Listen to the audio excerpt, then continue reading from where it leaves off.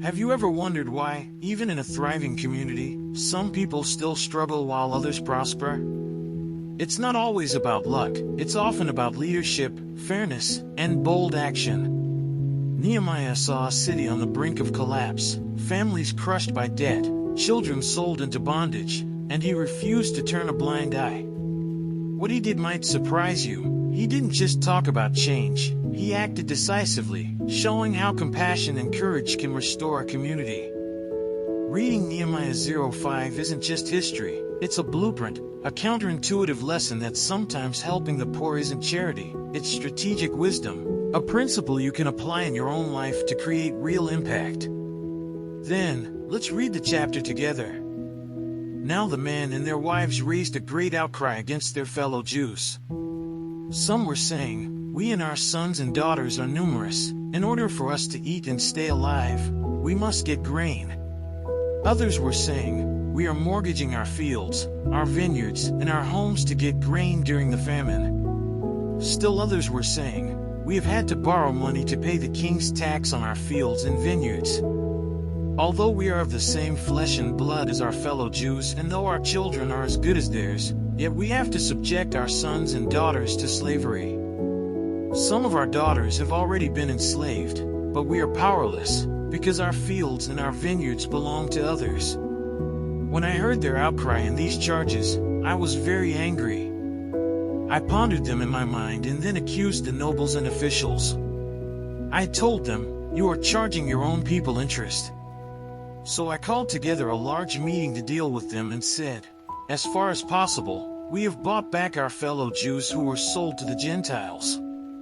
Now you are selling your own people, only for them to be sold back to us." They kept quiet, because they could find nothing to say. So I continued, "What you are doing is not right. Shouldn't you walk in the fear of our God to avoid the reproach of our Gentile enemies? I and my brothers and my men are also lending the people money and grain. But let us stop charging interest. Give back to them immediately their fields, vineyards, olive groves, and houses, and also the interest you are charging them, 1% of the money, grain, new wine, and olive oil." "We will give it back," they said, "and we will not demand anything more from them. We will do as you say." Then I summoned the priests and made the nobles and officials take an oath to do what they had promised. I also shook out the folds of my robe and said, "In this way may God shake out of their house and possessions anyone who does not keep this promise. So may such a person be shaken out and emptied." At this the whole assembly said, "Amen," and praised the Lord. And the people did as they had promised. Moreover, from the 20th year of King Artaxerxes, when I was appointed to be their governor in the land of Judah, until his 32nd year, 12 years, neither I nor my brothers ate the food allotted to the governor.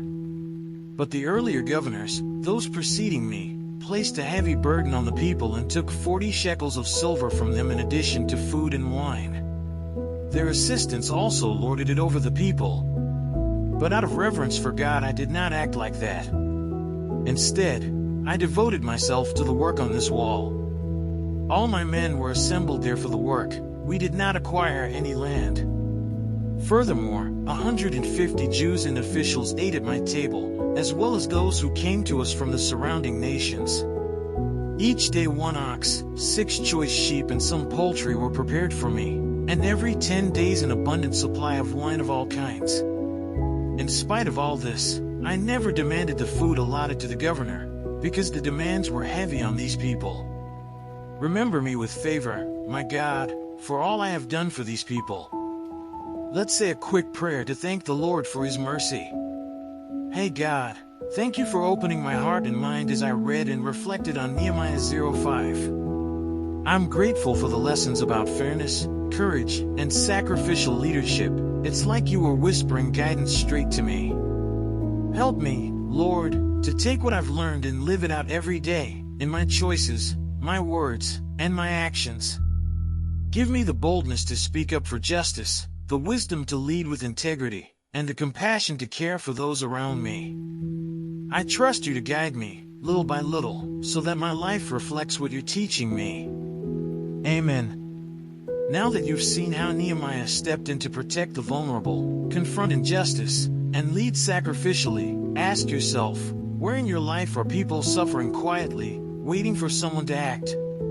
Could you be the one to speak up, offer help, or set a fair example in your workplace, family, or community? Imagine the ripple effect if more of us took bold, ethical action inspired by these timeless lessons.